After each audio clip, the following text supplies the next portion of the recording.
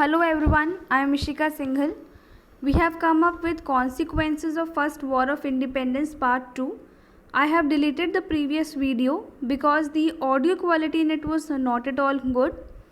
So we continue. We have already talked about the Good Government of India Act 1858, Queen Victoria's Proclamation, the formation of India Council and the Office of Secretary of State.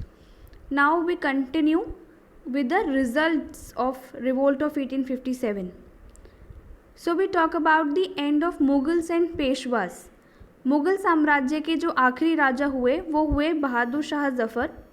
हुआ क्या था कि 1857 की क्रांति में जो 10 मई को मेरठ से शुरू हुई थी, सैनिक मेरठ से चलते हुए अगले दिन दिल्ली पहुंचे थे और वहां पर उन्होंने दिल्ली के जो मुग़ल राजा हैं बहादुर शाह जफ़र को अपना लीडर घोषित कर दिया था. इसके लिए बाद में ब्रिटिश ने बहादुर शाह जफ़र को पनिश किया. कैसे? उनकी आंखों के सामने उनके 2 जवान बेटों को मार दिया और उन्हें रंगून भेज दिया, जो प्रेजेंट डे म्यांमार में एक जगह है यांगोन रंगून. वहाँ पे उन्हें रखा एक पेंशनर की तरह, जहाँ बाद में उनकी मृत्यु हो गई. तो इस तरह बहादुर शाह जफ़र की डेथ के बाद मुग़ल डायनेस्टी जो है that came to an end, वो ख़त्म हो गई. ऐसे ही नाना साहिब जो पेशवा बाजीराव टू के अडॉप्टेड सन थे, गोद लिए हुए पुत्र थे नाना साहिब. उन्होंने पार्टिसिपेट किया था 1857 रिवोल्ट में, लेकिन वो फेल हो गए और जब अपराइजिंग पूरी फेल हो गई और ब्रिटिश ने सब कुछ ख़त्म कर दिया तो वो नेपाल चले गए. उसके बाद उनका कुछ पता नहीं चला कि नेपाल में जाकर उन्हें क्या हुआ. तो इस तरह जो ऑफिस ऑफ पेशवा है वो भी ख़त्म हो गया, यानी मराठास भी ख़त्म हो गए. इस तरह ब्रिटिश के 2 फॉर्मिडेबल फोर्स, यानी कि जो बहुत ही खतरनाक जो दुश्मन थे, डेंजरस एनिमीज जो थे ब्रिटिश के लिए, मराठास और मुगल्स दोनों ही ख़त्म हो गए. और अब ब्रिटिश के लिए सारी जो जगह हैं और सारे तरीके खुल गए. Next we talk about the relation with princely states. जो 1857 की अपराइजिंग थी उसमें सभी प्रिंसली स्टेट्स जो थे वो ब्रिटिश के अगेंस्ट में नहीं थे, कुछ ने बहुत ज़्यादा साथ भी दिया था.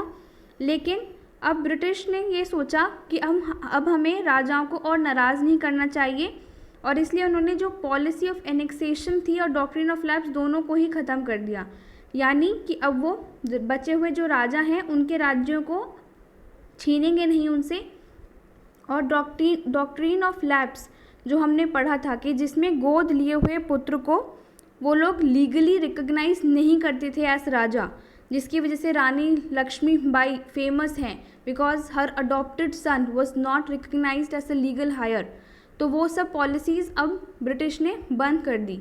और साथ में जो भारतीय राजा जो वफादार रहे थे 1857 की क्रांति के समय, उनको प्राइज़ भी दिया गया. क्या प्राइज़ था?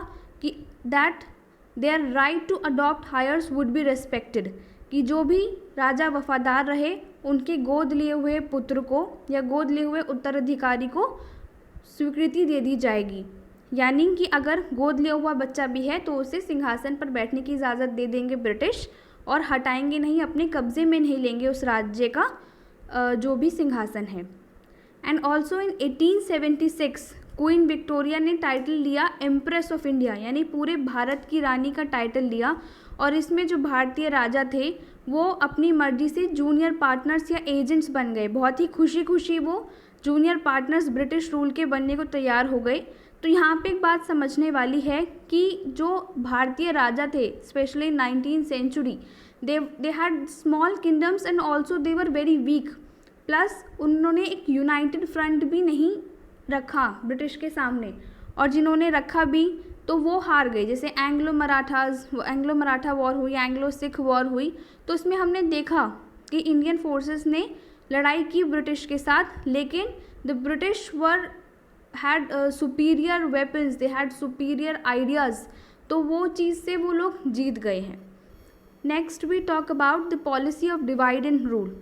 अब हमने क्या देखा है 1857 में कि सब लोग साथ मिल के आ रहे हैं. आर्मी ने साथ में मिल के अटैक किया है, गांव वालों ने साथ में मिल के अटैक किया है. People from different sections of society, whether they were pageants, whether they were craftsmen, they all came together against the British rule. तो अब ब्रिटिश ने सोचा अब इन लोगों को बांटना शुरू करते हैं जिससे आगे कोई क्रांति ना जन्म ले सके. So by turning the princes against the people, province against province, caste against caste, and above all Hindus against Muslims, तो राजाओं को भड़का रहे हैं उनकी प्रजा के खिलाफ, प्रजा को भड़का रहे हैं राजा के खिलाफ, एक राज्य को दूसरे राज्य के खिलाफ भड़का रहे हैं. और सबसे इम्पॉर्टेंट जो हिंदू वर्सेस मुस्लिम, स्पेशली ये पार्टीशन ऑफ बंगाल 1905 में हमें देखने को मिलेगा.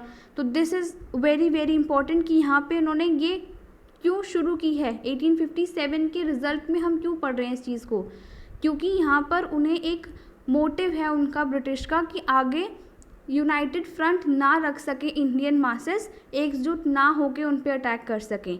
तो लोगों के बीच में नफ़रत वो पैदा कर रहे हैं. सबसे इम्पॉर्टेंट है changes in the army. Barrackpore regiment वहाँ से बंगाल से शुरू हुई थी ये जो अपराइजिंग है, तो अब आर्मी में चेंज करना बनना था. So what they did, reorganise कर दी कम्प्लीटली जिससे दूसरी अपराइजिंग ना हो. हमने कॉज में पढ़ा था कि यूरोपियन ट्रूप्स बहुत कम थे, यानी गोरे सैनिक बहुत कम थे, तो उनकी स्ट्रेंथ को सबसे पहले बढ़ा दिया गया और भारतीय सैनिकों की स्ट्रेंथ को कम कर दिया. एंड यूरोपियन ट्रूप्स पर केप्ट इन की जोग्राफिकल एंड मिलिट्री पोजीशन, जो भी बहुत इंपॉर्टेंट जगह थी, जो स्ट्रैटेजिकल लोकेशंस थी, वहाँ पर अब यूरोपियन सैनिक को तैनात कर दिया इंस्टेड ऑफ इंडियन ट्रूप्स. और जो पहले की पॉलिसी थी कि इंडियंस को जो है ऑफिसर लेवल की पोस्ट नहीं देनी है, अब उसको और भी ज़्यादा कड़कता से उन्होंने फॉलो करना शुरू कर दिया. That was more strictly maintain कि ऑफिसर की पोस्ट पे या प्रमोशंस इंडियंस को कतई नहीं दिए जाएंगे. Next we talk about to prevent future uprising, sophisticated weapons were not placed under the charge of Indians. Sophisticated मतलब जो भी एडवांस्ड वेपन्स थे, यानी बहुत ही कुशल जो हथियार थे, वो सब इंडियंस के पास नहीं रहेंगे. कभी वो सब दोबारा मिलके क्रांति शुरू कर दें. साथ में डिस्क्रिमिनेशन शुरू कर दिया आर्मी में कास्ट, रीजन और रिलीजन के बेसिस पर, यानी जाति, क्षेत्र और धर्म के आधार पर वो रिक्रूट करने लगे आर्मी में, जिससे वो अपना डिवाइड एंड रूल वाला पॉलिसी वो खेल सकें. कैसे, पहले हमने देखा कि जो बंगाल आर्मी थी बेसिकली उसमें एलीट क्लास थी, जो हाई कास्ट के लोग थे, तो उनके जो विचार थे वो सब सेम हो गए. तो इस तरीके से उनमें एक टुगेदरनेस वाली फीलिंग आ गई कि यूनिटी आ गई. तो अब की बार उन्होंने क्या किया कि रेजिमेंट्स में ही यूनिटी कोई ना बने, इसलिए पहले ही उन्होंने अलग अलग जगह से रिक्रूट करना शुरू कर दिया, जिससे लोगों के बीच में जाति धर्म के आधार पर मतभेद हो. Newspapers, journals and nationalist publications नहीं दी जाती थी सोल्जर्स को, क्योंकि अखबारों में या पैम्फलेट्स में या इस तरीके जो भी नेशनलिस्ट पब्लिकेशंस थी, बुक्स, इन सब में देश की जो व्यवस्था चल रही है, देश के जो हालात चल रहे हैं, उनके बारे में होता था. तो इसलिए ना तो सैनिक इस बारे में कुछ पढ़ेंगे, ना वो कुछ फील करेंगे अपने लोगों के बारे में, और ना ही वो यूनाइट होके कोई एक स्टैंड लेंगे, एंटी ब्रिटिश स्टैंड ही नहीं लेंगे फिर वो. Next point is racial discrimination और racial antagonism. Antagonism means opposition. तो रेस के आधार पे उन्होंने डिस्क्रिमिनेट करना शुरू कर दिया. ये कोई नई बात नहीं है, वो पहले से ही कर रहे थे. ब्रिटिश सोचते थे कि हमारी रेस बहुत ज़्यादा ऊंची है, we are very much superior, और भारतीयों को अपने से दूर रखते थे. Railway compartments, parks, hotels, clubs, some only for Europeans, they were reserved. और अगर आपने रेलवे कंपार्टमेंट्स के बारे में एक रोचक किस्सा सुना हो महात्मा गांधी से रिलेटेड, वो जब साउथ अफ्रीका में एक यंग लॉयर थे, he was travelling from first class, he was travelling in first class compartment in a train, और उन्हें इंडियन होने की वजह से उन्हें बोला गया कि वो फर्स्ट क्लास से उतर जाएं और थर्ड क्लास में ट्रैवल करें. जब महात्मा गांधी ने ये मानने से इनकार कर दिया तो उनको पीटर मैरिट्सबर्ग स्टेशन पर उनके सामान सहित ट्रेन से फेंक दिया गया. And that was the time when Gandhi ji came to know कि इंडियंस के साथ इस तरीके का बर्ताव किया जाता है by the British. South Africa में उस टाइम ब्रिटिश रूल था. And you can say that was the first episode from where this freedom movement started. तो वो एक पहला एपिसोड था जहाँ से गांधी जी के मन में ये विचार उत्पन्न हुए, और आप कह सकते हैं कि हाँ, ये जो आज़ादी की लड़ाई है उसका एक बहुत ही इम्पॉर्टेंट वो सीन या इंसिडेंट रहा. Next we talk about the foreign policy. तो इंडिया की फॉरेन पॉलिसी यानी इंडिया का क्या रिलेशन रहेगा दूसरे देशों के साथ, ये सब कौन तय कर रहा था? अब ब्रिटिश गवर्नमेंट तय करेगी। पहले अभी तक ईस्ट इंडिया कंपनी के हाथ में था, ईस्ट इंडिया कंपनी अब अबॉलिश हो गई है। अब इंडिया का जो भी जिम्मा है वो सीधा ब्रिटिश गवर्नमेंट के हाथ में चला गया। ब्रिटिश पार्लियामेंट इंग्लैंड में बैठ के तय करेगी कि भारतीय क्या करेंगे और भारत के दूसरे देशों के साथ क्या संबंध रहेंगे। लेकिन हमें ध्यान रखना है कि उनके सिर्फ दो ही मकसद थे, एक तो अपना इंडियन एम्पायर बचाना, यानी जो इंडिया में उन्होंने इतनी बड़ी कॉलोनी बनाई है उसको प्रोटेक्ट करना, और दूसरा अपने इकोनॉमिक इंटरेस्ट को मेंटेन करना। एशिया में भी अफ्रीका में भी उनकी कॉलोनीज़ हैं, तो अपना इकोनॉमिक इंटरेस्ट नहीं उनका ख़राब होना चाहिए। सिंपल बोले तो ब्रिटिश ने कहा कि मर्ज़ी हमारी चलेगी। Next we talk about religious changes. ये क्वीन विक्टोरिया की प्रोक्लेमेशन में हमने पहले ही पढ़ लिए थे कि अब की बार ब्रिटिश ने कहा कि अब हम भारतीयों के जो भी धर्म के मामले हैं या उनके रीति रिवाज हैं, ट्रेडिशंस, कस्टम, रिलीजियस अफेयर्स, हम उनमें इंटरफेयर नहीं करेंगे, क्योंकि उन्होंने देख लिया था जब 1829 में सती को बैन किया, 1856 को जनरल सर्विस एनलिस्टमेंट एक्ट आया जिससे कई सारे सोल्जर्स जो थे उनके जो एक कास्ट वायलेट हुआ। फिर ट्रेन्स में लोगों को साथ बैठा दिया, वहाँ भी लोगों को बड़ी प्रॉब्लम हुई कि लोअर कास्ट हाई कास्ट कैसे साथ बैठ सकती है। सक्सेशन लॉज आए, स्पेशली हिंदू सक्सेशन एक्ट, जिसमें लोगों को लगा कि ये हमें क्रिश्चियन बनाना चाह रहे हैं, तो अब उन्होंने कहा कि हम इंटरफेयर ही नहीं करेंगे रिलीजियस अफेयर्स में अगर हमें यहाँ रूल करना है तो। Next very important, economic exploitation. अब टेरिटोरियल एक्सपेंशन तो हो गया है ख़त्म, यानी टेरिटोरियल एक्सपेंशन जंग लड़के या डॉक्ट्रिन ऑफ लैप्स से इस तरीके से जो ज़मीन हथियाई थी, जो जगह बनाई इंडिया में, वो तो अब हमें ब्रिटिश को नहीं लेनी है। अब उन्होंने शुरू किया है इकोनॉमिक एक्सप्लॉयटेशन, मतलब अब उन्हें लूटना है इंडिया को। और कैसे उन्होंने किया? India was turned into a typical colonial economy, exporting raw material and importing finished goods. तो इंडिया से जो कच्चा माल है जैसे कॉटन और फूड ग्रेन्स स्पेशली, वो जाते थे इंग्लैंड, और इंग्लैंड से मशीन मेड गुड्स जो हैं वो आ जाते थे भारत में बिकने के लिए। तो इस तरीके से कच्चा माल तो ले जा रहे थे हमारा, और हमें अपने सामान बेचने आ रहे थे, मार्केट भी मिल रहा था। And now you should understand one thing कि जो भी रॉ मटेरियल जा रहा था उस पे ना तो इंडिया को कोई टैक्स मिल रहा है, राइट? तो ना तो रॉ मटेरियल पे कोई टैक्स मिल रहा है इंडिया को, और साथ में जो बाहर से फिनिश्ड गुड्स इंपोर्ट होके आ रहे हैं उस पर कस्टम ड्यूटी लगती है। अगर बाहर से कोई माल आता है भारत में तो उस पर कस्टम ड्यूटी लगती है, तो वो कस्टम टैक्स भी नहीं लग रहे हैं। तो इंडिया को तो दोनों ही साइड से लॉस हो रहा है, और ब्रिटिश के लिए दोनों ही साइड से विन विन सिचुएशन है। उन्हें कोई टैक्स भी नहीं देना पड़ रहा, और उनके माल के लिए मतलब जो भी उन्होंने मशीन से बनाए, क्योंकि वहाँ इंडस्ट्रियल रिवॉल्यूशन शुरू हो चुका है, तो उसके लिए मार्केट मिल रहा है इंडिया में बड़े आसान से उनको। ऐसे ही कंट्री के जो रिसोर्सेज हैं वो जा रहे हैं इंग्लैंड। कैसे? सेक्रेटरी ऑफ स्टेट अब जो बनेगा उसकी सैलरी जाएगी, अलाउंसेस जाएंगे। इंडिया काउंसिल में जो भी मेंबर्स हैं, ऑफिसर्स हैं, उन्हें गिफ्ट जाएंगे, उनकी सैलरी जाएगी, उनकी पेंशन जाएगी। तो वो सारा खर्चा कौन उठाएगा? भारत उठाएगा। ऐसे ही इंडियंस हैड टू पे heavy interest and dividends on the British capital invested in India.